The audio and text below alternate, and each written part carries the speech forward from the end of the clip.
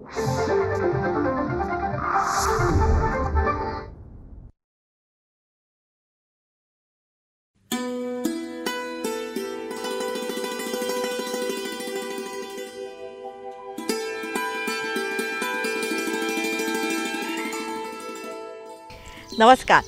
रयतेच्या दरबारमध्ये आपणा सगळ्यांचं हार्दिक स्वागत.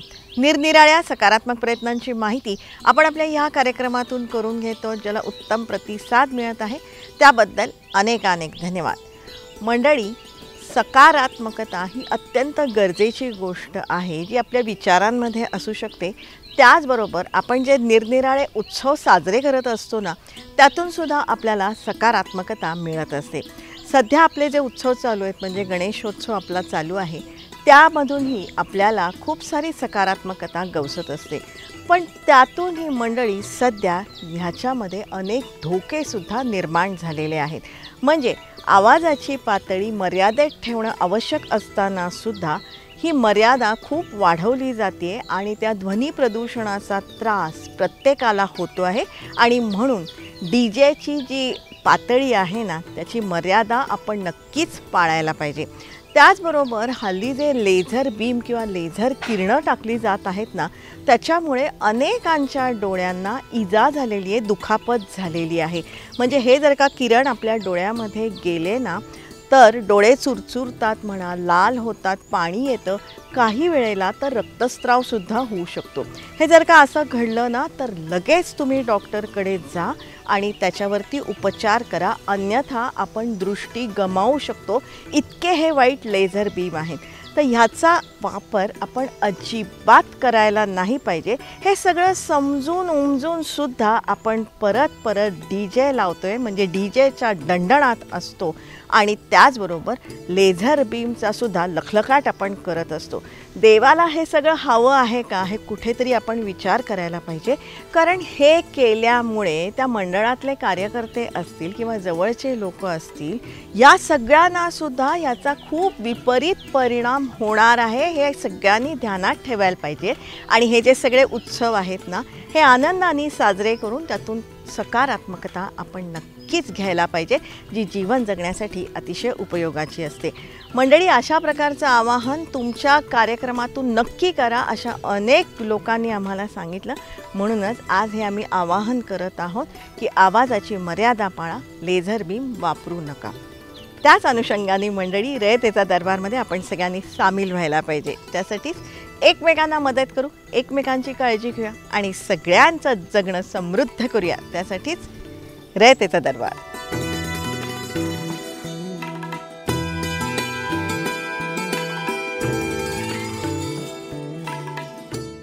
रयतेचा दरबारमधला आपला आजचा विषय ही खूप छान आहे, अतिशय प्रेरक आहे. आणि आपला आजचा जो विषय आहे ना, याचा अभ्यास आपण सगळ्यांनी करायला पाहिजे. आणि त्यासाठी आज आपण सर्वप्रथम जाणार आहोत लंडनला, लंडन स्कूल ऑफ इकॉनॉमिक्समध्ये. आणि तिथे जाऊन आपण नतमस्तक होणार आहोत महामानव भारतरत्न डॉक्टर बाबासाहेब आंबेडकरांसमोर. आणि परमेश्वराचे आपण आभार मानणार आहोत की अशा ज्येष्ठ, श्रेष्ठ, ज्ञानसूर्य, प्रज्ञावंत अशा डॉक्टर बाबासाहेब आंबेडकरांना आपल्या भारत देशामध्ये त्यांनी जन्माला घातलं. त्यांच्या ज्ञानातून, विचारातून, संस्कारातून साऱ्या मानव जातीचं कल्याण होत आहे. मंडळी, लंडन स्कूल ऑफ इकॉनॉमिक्समध्ये एकमेव पुतळा आहे आणि तो पुतळा आहे भारतरत्न डॉक्टर बाबासाहेब आंबेडकरांचा. डॉक्टर बाबासाहेब आंबेडकर यांना लंडन स्कूल ऑफ इकॉनॉमिक्स किती मानतं किंवा तिथं त्यांना कशा प्रकारे मानलं जातं ते आम्हाला या कार्यक्रमात समजलं. किंबहुना लंडन स्कूल ऑफ इकॉनॉमिक्सच्या प्रांगणामध्ये मॅडम फक्त एकच पुतळा आहे आणि तो डॉक्टर बाबासाहेब आंबेडकर यांचा पुतळा आहे. याच्यावरून आपल्याला लक्षात येतं की त्यांना तिथं किती चांगल्या प्रमाणात किंवा मोठ्या प्रमाणात मानलं जातं. यामागची प्रेरक कहाणी जी आहे ना, ती आज आपण समजून घेणार आहोत. मंडळी, समाजाचा उद्धार करण्यासाठी योजना, उपक्रम, अभियान हे महत्त्वाचे असतातच. पण त्याचबरोबर अशा महापुरुषांचे विचार, संस्कार हेही तितकेच महत्त्वाचे असतात. आणि हे विचार समाजापर्यंत पोचणंही तितकंच आवश्यक असतं. आणि ही बाब हेरली बार्टीनं. डॉक्टर बाबासाहेब आंबेडकर संशोधन आणि प्रशिक्षण संस्था, बार्टी. डॉक्टर बाबासाहेब आंबेडकर संशोधन व प्रशिक्षण संस्था बार्टी पुणे या माध्यमातून आपण विविध उपक्रम राबवतच असतो. त्याच्यातला एक महत्त्वाचा उपक्रम असा आहे की डॉक्टर बाबासाहेब आंबेडकर यांचे विचार तळागाळापर्यंत जावेत किंवा विश्वभर जावेत. डॉक्टर बाबासाहेब आंबेडकर हे एक वैश्विक व्यक्तिमत्व होतं. तत्कालीन सुप्रसिद्ध अशा ज्या विश्वविद्यालय होती, विद्यापीठं होती, कोलंबिया विद्यापीठ, त्याची त्यांच्याकडं डॉक्टर बाबासाहेब आंबेडकर यांच्याकडं PhDची पदवी होती आणि लंडन स्कूल ऑफ इकॉनॉमिक्स ही पण त्यावेळेचं खूप प्रसिद्ध असं विद्यापीठ होतं. त्याची डॉक्टर ऑफ सायन्स ही उपाधी डॉक्टर बाबासाहेब आंबेडकर यांनी मिळालेली होती. मंडळी, 1923 साली डॉक्टर बाबासाहेब आंबेडकरांचा the problem of rupee, its origin and it's solution हा जो शोध प्रबंध आहे ना, तो लंडन स्कूल ऑफ इकॉनॉमिक्सनी मान्य केला आणि त्यांना DSc म्हणजे डॉक्टर ऑफ सायन्स ही पदवी बहाल केली. या घटनेला 100 वर्ष पूर्ण झाल्याच्या निमित्तानं बार्टी, मुंबई विद्यापीठ आणि लंडन स्कूल ऑफ इकॉनॉमिक्स यांच्या संयुक्त विद्यमाने एक आंतरराष्ट्रीय परिषद भरवण्यात आली. 13 आणि 14 एप्रिल 2024 या दिवशी लंडन स्कूल ऑफ इकॉनॉमिक्समध्ये ही आंतरराष्ट्रीय परिषद भरवण्यात आली होती. मुंबई युनिव्हर्सिटी, बार्टी म्हणजे डॉक्टर बाबासाहेब आंबेडकर संशोधन व प्रशिक्षण संस्था बार्टी पुणे आणि लंडन स्कूल ऑफ इकॉनॉमिक्स या तिघांचा असा तो संयुक्त अशी ती आंतरराष्ट्रीय परिषद होती. आणि the problem of the rupee हा जो ग्रंथ आहे, हा ग्रंथ तसा आंतरराष्ट्रीय आणि राष्ट्रीय मॉनिटरी पॉलिसीच्या संदर्भात ला ग्रंथ आहे तो. आणि त्याच्याच अनुषंगानं सध्याचं जे इंटरनॅशनल मॉनिटरी फंड जो आहे किंवा आपली जी रिझर्व्ह बँक ऑफ इंडिया आहे, त्या बँकेच्या स्थापनेमध्ये सुद्धा डॉक्टर बाबासाहेब आंबेडकर यांचं महत्त्वाचं योगदान राहिलं आहे. आणखीन the problem of the rupee हा सुद्धा ग्रंथ त्याचा एक पायाभूत ग्रंथ आहे असं तज्ज्ञांचं सुद्धा मत आहे. या परिषदेसाठी जगभरातले विचारवंत अर्थतज्ञ उपस्थित होते आणि या परिषदेचा विषय होता डॉक्टर बाबासाहेब आंबेडकरांचं अर्थविषयक संशोधन आणि त्यांचे प्रबंध. Vice chancellor London School of इकॉनॉमिक्सचे ते उपस्थित होते. आणखीन अनेक विचारवंत, राष्ट्रीय आणि आंतरराष्ट्रीय पातळीवरचे विचारवंत उपस्थित होते. मुंबई युनिव्हर्सिटीच्या माध्यमातून कुलगुरू जे आहेत डॉक्टर रवींद्र कुलकर्णी साहेब, ते सुद्धा उपस्थित होते. संपूर्ण महाराष्ट्रातून, आणखीन किंबहुना तामिळनाडू, दिल्ली, हरियाणा तिथून सुद्धा तज्ज्ञ, विचारवंत, अभ्यासक, प्राध्यापक या परिषदेसाठी उपस्थित होते. आणखीन खूप चांगल्या प्रकारे ती परिषद झाली. या आंतरराष्ट्रीय परिषदेसाठी SNDT महाविद्यालयाच्या डॉक्टर आरती वारे मॅडम ही उपस्थित होत्या. आणि त्या कॉन्फरन्सला जाण्याचं भाग्य तर मिळालंच, पण ॲज अ लेडीज आज जे मी इथे बोलते ते सुद्धा डॉक्टर बाबासाहेब आंबेडकरांना शतशः नमन करून बोलते की त्यांच्यामुळे मला आज इथे बोलण्याचा अधिकार मिळत आहे. की त्यांनी म्हणजे बरंच काम केलं आहे. ते शिक्षणाचा महामेरू तो आहेतच, पण एक स्त्रीची स्वतःची आयडेंटिटी मिळावी, समान वेतन, समान म्हणजे जेंडरचा तिथे प्रश्न नसावा किंवा मॅटर्निटी, जे पण जे अधिकार आहेत ॲज अ स्त्री ते त्यांच्यामुळे मला मिळाले, पूर्ण स्त्री वर्गाला इथे मिळालेले आहेत आणि त्यांच्यामुळे मी इथे बोलू शकते. त्याच्यामुळे मी त्यांना शतशः नमन करते. आणि त्या कॉन्फरन्सचं मला पार्ट होता आलं. हा इतका अविस्मरणीय असा सुंदर अनुभव होता. या परिषदेमध्ये विविध तज्ज्ञांनी आपली मतं मांडली. डॉक्टर निकोलसन जे vice chancellor London School of Economics होते, ओपनिंग याच्यामध्ये ते ही वॉज अवेलेबल. आणि त्यांनी असं मांडलं होतं की केम्ब्रिज आणि लंडन स्कूल ऑफ इकॉनॉमिक्स या 2 विश्वविद्यालयांची, विद्यापीठांची त्यांनी तुलना केली. आणि त्यांनी असं सांगितलं की केम्ब्रिज हे साम्राज्य प्रस्थापित करण्यासाठी उभारलेलं असं काही ते विद्यापीठ होतं. आणि डॉक्टर निकोलसन हे म्हणाले होते की लंडन स्कूल ऑफ इकॉनॉमिक्स हे असे विचारवंत निर्माण करतं की जे साम्राज्याला खिळखिळं करतं. आणि त्याच्यामध्ये एक महत्त्वाचं कॉन्ट्रीब्युशन हे डॉक्टर बाबासाहेब आंबेडकर यांचं आहे असं त्यांनी स्वतः आपल्या भाषणात मान्य केलं होतं. इंडियातर्फे आपण 2च लेडींनी पेपर तिथे प्रेझेंट केला. बाकी तिकडचे इंडियन्सच होते, पण तिथे शिकणारे LSEमध्ये शिकणाऱ्या महिला जास्त होत्या. इवन रुथ मॅडम होत्या, त्या म्हणजे आहेत इंडियनच, पण त्या तिथल्या हेड ऑफ द डिपार्टमेंट होत्या. त्यामुळे ते एक वेगळंच त्यांचं व्यक्तिमत्व आम्हाला तिथे पाहायला मिळालं. आणि माझ्या पेपरचं नाव होतं doctor Babasaheb Ambedkar world's greatest economist, असं माझं पेपरचं नाव होतं. त्याच्यावर मी तिथे थोडं प्रेझेंट केलं होतं. आणि त्या विषयावर पहिल्यांदाच मी बोलले आणि अत्यंत म्हणजे ते सगळं इंटरनॅशनल वातावरण वगैरे, त्यामुळे तो अनुभव खूप छान होता माझा. द प्रॉब्लेम ऑफ रुपी किंवा रुपयाची समस्या, त्याचं मूळ आणि त्यावरील उपाय, हा जो प्रबंध आहे ना, तो आज जगभरातल्या अर्थव्यवस्थेसाठी मार्गदर्शक आहे. या प्रबंधामध्ये इंग्रजांनी भारतीय अर्थव्यवस्थेचं कसं शोषण केलं हेही मांडण्यात आलेलं आहे. डॉक्टर बाबासाहेब आंबेडकर यांनी जो the problem of the rupee हा जो ग्रंथ किंवा आपला प्रबंध जो तिथं सादर केला होता, त्या सादर केलेल्या प्रबंधातून सुद्धा इंग्रजांनी भारतीय अर्थव्यवस्थेचं कशा प्रकारे दोहन केलं किंवा एक्सप्लॉटेशन केलं ते त्यांनी अधिकृतपणे त्याच्यात मांडलं होतं. प्रबंध मान्य करण्यासाठी सुद्धा डॉक्टर बाबासाहेब आंबेडकर यांना बरेच प्रॉब्लेम्स आले होते आणि शेवटी तो प्रबंध इंग्रजांच्या विचारवंतांच्याकडून त्यांनी मान्य करून घेतला. ज्या LSEमध्ये आम्ही गेलो तिथे आम्ही राहिलो, थोडे तासच राहिलो, पण त्यांनी त्या LSEनी त्यांचा प्रबंध नाकारला होता. PhDचा प्रबंध नाकारला होता त्या काळी. तिथे तर आपण कोणी आपले ओळखीचे नाही, काहीच नाही, एवढं त्यांनी इंडियातून पुन्हा डबल तिथे गेले होते प्रबंध लिहिण्यासाठी आणि अक्षरशः त्या काळी त्यांनी त्यांचा प्रबंध नाकारला. पण त्या माणसांनी हार मानली नाही. त्यांनी पुन्हा तो प्रबंध लिहून त्याच्यातले जे पण त्यांचे जे कुठले क्वेरीज आले होते ते सगळे पुन्हा सॉल्व केले आणि मग गाईड त्यांना म्हणाले की हे माझं भाग्य आहे की मला तुमच्यासारखे स्टुडंट मिळाले. म्हणजे ही किती वेगळी गोष्ट आहे. ही अत्यंत वेगळी गोष्ट आहे की तिथले गाईड असे म्हणतात की मला तुमच्यासारखा स्टुडंट भेटला. ह्यापेक्षा दुसरी पावती अशी दुसरी काही असूच शकत नाही असं मला वाटतं. मंडळी, डॉक्टर बाबासाहेब आंबेडकरांचा हा जो शोध प्रबंध आहे ना, तो मूळ इंग्रजीमध्ये आहे.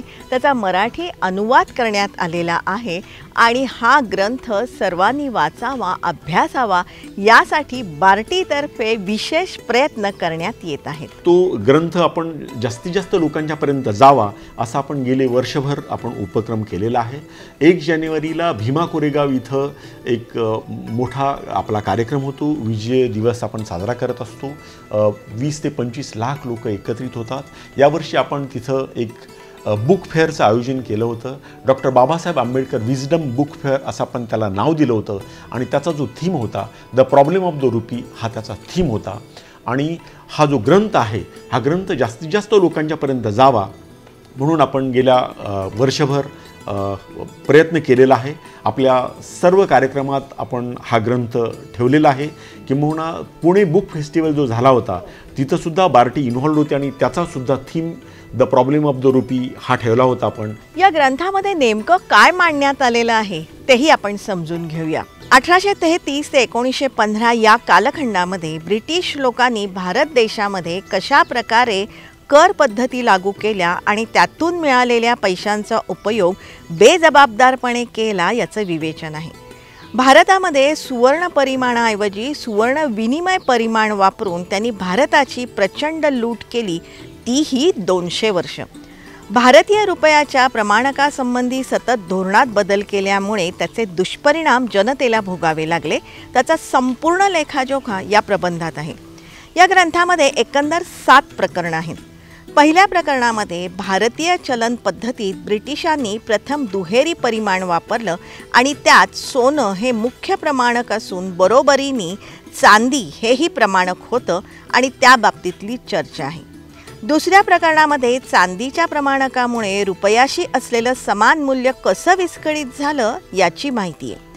तिसऱ्या प्रकरणामध्ये चांदीच्या प्रमाणकामुळे रुपयाचं मूल्य कसं अस्थिर होतं याविषयी माहिती आहे. चौथ्या प्रकरणात रुपयाचं चलन सुवर्ण प्रमाणकाकडे कसं वाहत गेलं याची साधार मांडणी आहे. 5व्या प्रकरणामध्ये सुवर्ण परिमाणापासून सुवर्ण विनिमय परिमाणापर्यंत कसकसा बदल घडत गेला याची माहिती आहे. 6व्या प्रकरणामध्ये विनिमय प्रमाणकाच्या स्थिरतेवर चर्चा केली आहे आणि शेवटचं 7वं प्रकरण सोन्याच्या प्रमाणकाकडे परत जाण्याची मीमांसा आहे. अतिशय उच्च दर्जाचा हा प्रबंध आहे जो आपल्या अर्थव्यवस्थेसाठीही मार्गदर्शक आहे. आज जागतिकीकरणामध्ये भारताची अर्थव्यवस्था ज्या मानकांवर उभी आहे त्याचे दुष्परिणाम आजही आपल्याला बघायला मिळत आहेत. कारण ब्रिटिशांनी दिलेली चलन व्यवस्था आजही आपल्याकडे आहे, ज्यामुळे आर्थिक विषमता प्रचंड प्रमाणात आपल्याकडे आहे. ही आर्थिक विषमता दूर करायची असेल तर डॉक्टर बाबासाहेब आंबेडकरांचे अर्थशास्त्रीय सिद्धांत समजून घेऊन ते आपण आचरणात आणण्याची गरज आहे. त्यासाठी डॉक्टर बाबासाहेब आंबेडकरांचा the problem of rupee its origin and solution हा शोधप्रबंध आपण अभ्यासायला पाहिजे. डॉक्टर बाबासाहेब आंबेडकर हे मूलतः इकॉनॉमिस्ट होते आणि मी व्यक्तिशः असंच म्हणेन की he was the greatest economist of the world. आपण जे 3 इकॉनॉमिस्ट जे मानतो की ज्यांनी लेसेस फेअर असा सिद्धांत मांडला, की फ्री ट्रेडचा सिद्धांत मांडला, डॉक्टर त्याच्यानंतर जे कार्ल मार्क्स यांनी सोशल कॉन्ट्रॅक्ट हा जो सिद्धांत मांडला इक्वॅलिटीचा किंवा कम्युनिझमचा, आणि त्याच्यानंतर आंतरराष्ट्रीय चलन व्यवस्था कशी असावी असा सिद्धांत मांडणारे डॉक्टर बाबासाहेब आंबेडकर हे तेवढेच महान अर्थतज्ञ होते असं मला वाटतं. आणि हे मी समजून चुकलो, म्हणजे that is my understanding after this international conference. आणखीन त्यांचं ते जे अर्थतज्ञ असणारं जे व्यक्तिमत्व आहे किंवा तो जो विचार आहे तो सर्व समाजापर्यंत पोहोचावा म्हणून आपण the problem of the rupee हा विषय सर्वांच्यापर्यंत पोहोचवत आहोत. त्याची जे मराठीतली जी भाषांतरित पुस्तकं आहेत त्याचे आपण स्पेशल ऑर्डर केलेले आहेत आणि ते आपण सर्वांच्यापर्यंत पोहोचवतो आहेत. अशा प्रकारची आंतरराष्ट्रीय परिषद आता दरवर्षी भरवण्यात येणार आहे आणि त्या अनुषंगानं मुंबई युनिव्हर्सिटी आणि लंडन स्कूल ऑफ इकॉनॉमिक्स यांच्यामध्ये एक MOU सुद्धा झाला, मेमोरंडम ऑफ अंडरस्टँडिंग. आणि दरवर्षी अशा प्रकारे आंतरराष्ट्रीय परिषद व्हावी अशा अनुषंगानं आपल्या सगळ्यांचेच प्रयत्न चालू आहेत. मॅडम, डॅवोस इथं एक वर्ल्ड इकॉनॉमिक फोरम होत असते की पब्लिक प्रायव्हेट पार्टनरशिप असा त्याचा एक मुख्य उद्देश असतो. तशाच प्रकारे doctor Babasaheb Ambedkar international economic conference Mumbai university आणि लंडन स्कूल ऑफ इकॉनॉमिक्स आणि बार्टी या अनुषंगानं दरवर्षी व्हावी असं आम्ही त्यावेळेला ठरवलं आहे. आणि त्याच्याच अनुषंगानं एक आंतरराष्ट्रीय अर्थव्यवस्था किंवा इकॉनॉमिक्स कशा प्रकारे चाललं आहे त्याच्या अनुषंगानं एक इंटेलेक्च्युअल डिस्कोर्स आंतरराष्ट्रीय स्तरावर व्हावा आणि त्याच्याच अनुषंगानं सर्वांनाच, विचारवंतांना, अभ्यासकांना, अर्थशास्त्रज्ञांना त्याचं एक मार्गदर्शन व्हावं, त्यांना आपले विचार मांडण्यासाठीचा एक प्लॅटफॉर्म मिळावा अशा अनुषंगानं आपण ही सुरुवात केली आहे. डॉक्टर बाबासाहेब आंबेडकर संपूर्ण जगासाठी प्रेरणा स्रोत आहेत याचा सार्थ अभिमान प्रत्येक भारतीयांना आहेच. आणि त्याच अनुषंगाने बार्टीतर्फेही विविध प्रयत्न करण्यात येत आहेत. त्यातही कौशल्य प्रशिक्षणावरती जास्त भर देण्यात येत आहे. आपण स्किल डेव्हलपमेंट या विषयावर जास्त भर दिला आहे. स्किल डेव्हलपमेंटवर भर देण्याचं महत्त्वाचं कारण असं आहे की तिथं स्वतःच्या पायावर उभा राहण्यासाठी किंवा रोजगाराच्या संधी शोधण्यासाठी एक व्यक्ती स्वतःच्या पायावर उभा राहतो, जीवनात यशस्वी होतो, किंवा एक कुटुंब उभा राहतं आणि स्वतःच्या जीवनाची सुरुवात करतं. आणि त्याच्यामुळं आपण स्किल डेव्हलपमेंट या विषयावर फार भर दिला आहे. आणि त्याच्यामध्ये अगदी IGTR जे आहे, इंडो जर्मन टूल रूम असेल, आंतरराष्ट्रीय पातळीवरचं प्रशिक्षण औरंगाबाद इथं देतात. तसेच लर्न इट स्किल इंडिया आहे की नॅशनल स्किल डेव्हलपमेंट कॉर्पोरेशन जे आहे त्यांचं ती CSRची कंपनी आहे आणि देशातील सगळ्यात मोठी अशी CSRची कंपनी आहे. आणि त्यांच्या माध्यमातून सुद्धा आपण संपूर्ण राज्यभर आपल्या मुलांना स्किल डेव्हलपमेंटची ट्रेनिंग देतो आहोत. तसेच ICICI फाउंडेशन आहे, त्यांच्या माध्यमातून सुद्धा आपण ट्रेनिंग देतो आहे. टाटा ग्रुप जो आहे त्यांची टाटा स्ट्राईव्ह नावाची एक CSR कंपनी आहे, त्याच्या माध्यमातून सुद्धा आपण आपल्या मुलांना इलेक्ट्रिशियनचे कोर्सेस असतील, हार्डवेअरचे कोर्सेस असतील, सॉफ्टवेअरचे कोर्सेस असतील, बांधकाम उद्योगात उपयुक्त होणारे असे जे कोर्सेस आहेत, डाटा एंट्री ऑपरेटरचे कोर्सेस आहेत किंवा अकाउंट असिस्टंट अशा प्रकारचे कोर्सेस आहेत, या सगळ्या कोर्सेसचे आपण प्रशिक्षण देतो आहोत. निटकॉम किंवा नॅशनल इन्स्टिट्यूट ऑफ टेक्निकल कन्सल्टन्सीच्या माध्यमातून विद्यार्थ्यांना प्रशिक्षण देण्यात येत आहे. निटकॉम एक आहे, national institute for technical consultancy, त्यांच्या माध्यमातून सुद्धा आपली आत्ता या क्षणी 5,000च्या वर मुलं प्रशिक्षण घेत आहेत. आणखीन या सगळ्या मुलांना ते जॉब ऑपॉर्च्युनिटीसुद्धा देणार आहेत, आंतरराष्ट्रीय पातळीवरचं सर्टिफिकेट देत आहेत. आणि हे सगळं प्रशिक्षण घेत असताना आपण या मुलांना स्टायपंडसुद्धा देतो आहोत. माननीय मुख्यमंत्री महोदय श्री एकनाथजी शिंदे साहेब, माननीय उपमुख्यमंत्री महोदय देवेंद्रजी फडणवीस आणि आपले दुसरे उपमुख्यमंत्री माननीय अजितदादा पवार साहेब या सगळ्यांच्या मार्गदर्शनाखाली आपण हे सगळे उपक्रम करतो आहोत. आमचे जे माननीय सचिव साहेब होते सुमनजी भांगे साहेब, यांचं मार्गदर्शनसुद्धा या सगळ्यामध्ये आम्हाला महत्त्वाचं राहिलं. आणि सध्याचे आमचे जे नवीन सचिव आहेत श्री विजय वाघमारे साहेब, त्यांचंसुद्धा मार्गदर्शन या अनुषंगानं फार महत्त्वाचं राहिलेलं आहे. आणि या सगळ्याच्या माध्यमातून आपण आपल्या मुलांना स्टायपेंडसुद्धा देतो आहे, सर्टिफिकेशन देतो आहे आणि जॉबची अपॉर्च्युनिटीसुद्धा देतो आहे. त्याच्यामुळं खूप चांगल्या प्रकारे एक यशस्वी होण्यासारखा हा उपक्रम आहे आणि याच्याबद्दल सगळ्या मुलांच्याकडून आणि समाजातच एकूण पॉझिटिव्ह वातावरण आहे. त्याचबरोबर MPSCसाठीही बार्टीतर्फे विविध प्रशिक्षणं देण्यात येत आहेत. मॅडम, जसं पुणे आहे, पुण्यामध्ये मुलांची संख्या स्पर्धा परीक्षांच्या तयारीच्या अनुषंगानं सगळ्यात जास्त आहे. इथंसुद्धा आपण MPSCसाठी यावर्षी पहिल्यांदा 1000 मुलं बार्टीच्या माध्यमातून MPSCचं प्रशिक्षण घेत आहेत. MPSCवर बार्टीच्या माध्यमातून एवढा भर आत्तापर्यंत नव्हता आणि आत्ता यावेळेला आपली 1300 मुलं ही MPSCचं प्रशिक्षण घेत आहेत. त्यातली 1000 मुलं पुण्यात आहेत आणि 300 मुलं नाशिक इथं आहेत.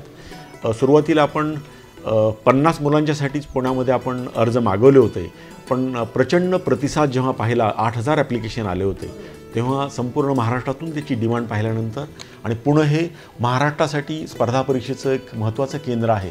मग आपण इथं माननीय सचिव, तत्कालीन सचिव सुमनजी भांगे साहेब यांच्या मार्गदर्शनाखाली आपण ती संख्या वाढवली. शिका, संघटित व्हा आणि संघर्ष करा, ही डॉक्टर बाबासाहेब आंबेडकरांची त्रिसूत्री आहे ना, ती आपण आचरणात आणण्याची गरज आहे. त्याचबरोबर महामानव डॉक्टर बाबासाहेब आंबेडकरांचा जीवन प्रवास किंवा त्यांनी वेगवेगळे लिहिलेले शोधप्रबंध असतील, त्यांचं साहित्य असेल, त्यांचे विचार असतील, त्यांचे संस्कार असतील, या साऱ्याचा अभ्यास करून ते आचरणात आणण्याची गरज आहे, जेणेकरून आपण आपला समाज घडवू शकतो. डॉक्टर बाबासाहेब आंबेडकर यांचा विचार समजणं, उमजणं आणि आपल्या आचरणात आणणं, त्यांचा विचारांचा अभ्यास करणं, आणखीन तो इतरांच्यापर्यंत पोचवणं, आपल्या जीवनात आचरणात आणणं, हा सगळ्यात महत्त्वाचा भाग आहे. आणि बाबासाहेब आंबेडकर यांची जी चळवळ आहे ती मूलतः एक अभ्यासाची चळवळ आहे, विचाराची चळवळ आहे, ती एक वैश्विक चळवळ आहे. तो विचार हा वैश्विक विचार आहे. भारतीय संविधानाच्या उद्देशिकेमध्ये जे न्याय, स्वातंत्र्य, समता आणि बंधुता हे जे मानवीय मूल्ये जी येतात, ती मूल्ये याच सिक्वेन्समध्ये येतात आणि तो विचार सगळ्यांनीच आपल्या वैयक्तिक जीवनात, कौटुंबिक जीवनात, सामाजिक जीवनात आणणं हाच आपल्या सगळ्यांच्यासाठीचा, आपल्या जीवनाचा एक महत्त्वाचा दृष्टिकोन ठरेल असं वाटतं. थोर विभूती भारतरत्न महामानव डॉक्टर बाबासाहेब आंबेडकरांना शतशः नमन. त्यांच्यामुळे साऱ्या जगाचा उद्धार होत आहे आणि म्हणूनच त्यांचे हे जे शोधप्रबंध आहेत ना, ते अत्यंत उपयोगी आहेत. म्हणजे हा जो शोधप्रबंध आहे ना, तो आज जगाच्या अर्थव्यवस्थेसाठी अत्यंत मार्गदर्शक आहे. तेव्हा आपण सगळ्यांनी तो अभ्यासायला पाहिजे आणि त्यासाठी बार्टी आपल्याला नक्कीच मदत करत आहे. त्याच अनुषंगाने आपला आजचा विषय तुम्हाला कसा वाटला हे तुम्ही जरूर आम्हाला कळवा. संपर्कासाठी आमचा पत्ता आहे raytechadarbar@gmail.com. जरूर आमच्याशी संपर्क साधा. तुमच्याकडे काही माहिती असेल, सूचना असतील, प्रश्न असतील, ते तुम्ही आमच्यापर्यंत नक्कीच पोचवा. रयतेचा दरबारमधले हे जे सगळे एपिसोड आहेत ना, हे तुम्ही वारंवार बघू शकता आमच्या यूट्यूब चॅनलवरून. जनता दरबार, रयतेचा दरबार या दोन्ही नावाने आमचे यूट्यूब चॅनल आहे, जी तुम्ही लाईक करायला पाहिजे आणि सबस्क्राईब करण्याचीही गरज आहे. रयतेचा दरबार आम्ही प्रसारित करत असतो दर सोमवारी रात्री 9 वाजता सह्याद्री वाहिनीवरून. सोमवारचाच हा एपिसोड आम्ही पुनःप्रसारित करत असतो दर शनिवारी सकाळी 8 वाजता सह्याद्री वाहिनीवरून. सोमवार रात्र 9, शनिवार सकाळ 8 हे जे दोन्ही एपिसोड आहेत ना, हे तुम्ही लाईव्ह बघू शकता सह्याद्री वाहिनीच्या फेसबुक पेजवरून. जरूर बघत राहा, कारण आम्ही ही जी माहिती तुम्हाला सांगतोय ना, या माहितीच्या उपयोगामुळे अनेकांचे लाभ होत आहेत किंवा होऊ शकतात. हा मात्र त्यासाठी ही माहिती जास्तीत जास्त लोकांपर्यंत आपण सगळ्यांनी पोचवायला पाहिजे. त्यासाठी रयतेचा दरबारमध्ये आपण सामील व्हायला पाहिजे. त्यासाठीच एकमेकांना मदत करू, एकमेकांची काळजी घेऊया आणि सगळ्यांचं जगणं समृद्ध करूया. त्यासाठीच रयतेचा दरबार.